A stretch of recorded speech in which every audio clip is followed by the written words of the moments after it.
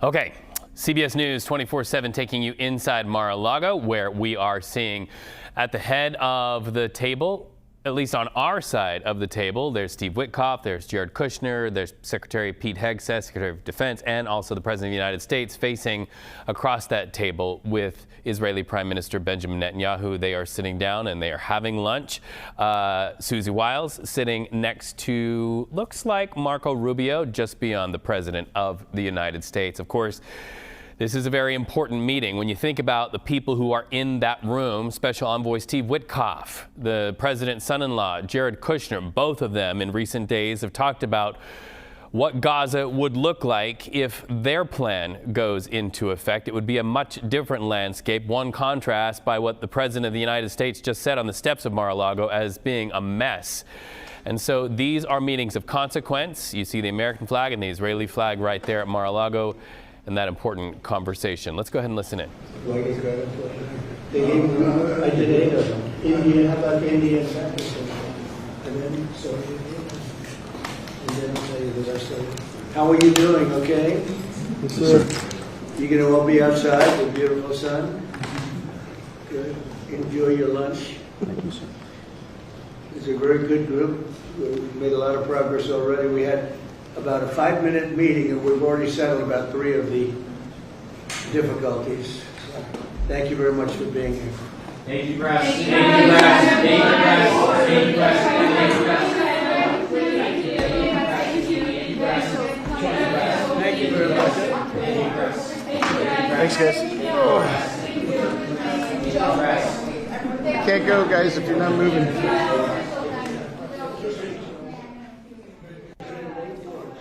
Okay, so there you have it. Just one more glimpse of what it looks like on the inside of Mar-a-Lago where that lunch is about to happen. We would presume that the people sitting just opposite Steve Witkoff and Jared Kushner, the family of the one hostage that is still left somewhere in Gaza that they say has to be released to his family if that phase 1 of the hostage deal and the ceasefire deal is to be kept. So let's go live to the White House and Aaron Navarro, who joins us now to wrap this up. Aaron, what stood out to you when you think about what was said, especially there on the steps of Mar-a-Lago? Yeah, I think the president's saying that he wants to get to phase 2 quickly, but then adding later on that he seems to be on the same page with Netanyahu in terms of getting that last Israeli hostage in Gaza out, Ron Gavili, is kind of the last step they need to take of phase 1 before they get to phase 2. Take a listen to President Trump talk about that when asked how quickly he would like to get to phase 2. Very quickly, as quickly as we can. But there has to be a disarmament, that we have to disarm with Hamas. So one of the things we'll talk about, certainly. But there has to be a disarming of Hamas. Otherwise, very quickly.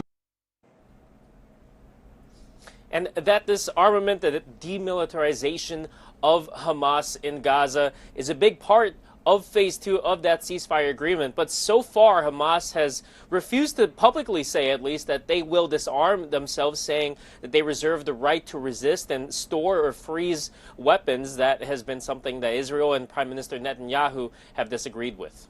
So how do they get the job done? Have they talked about how Hamas will be, because we've heard the President of the United States say in the past they'll either choose to disarm or they will be disarmed.